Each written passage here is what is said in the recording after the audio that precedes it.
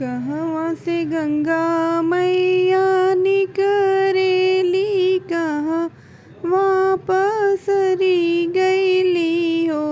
अरी के करी दुअरिया भैली ठाढ़े, चौकठवा धैली बहिली हो।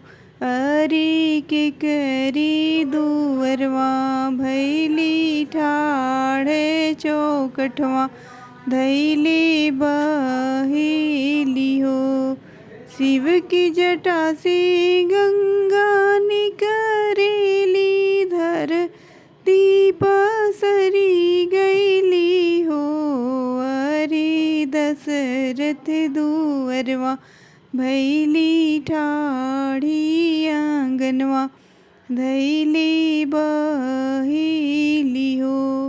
अरी दशरथ दुअरवा भैली ठाढ़े, आंगनवा धैली बहिली हो।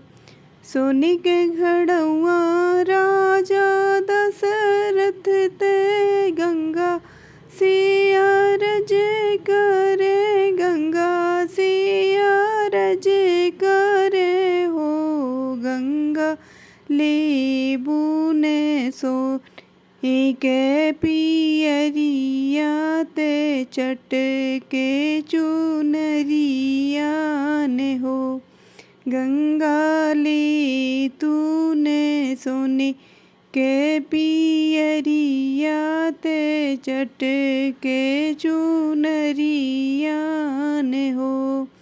अगिया लगई मैं चुनरिया ते चट के पियरिया ने हो।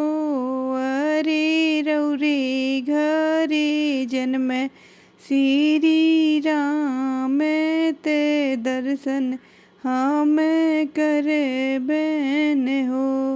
अरे रौरे घरे जन्म श्री राम ते दर्शन हम करबेन हो।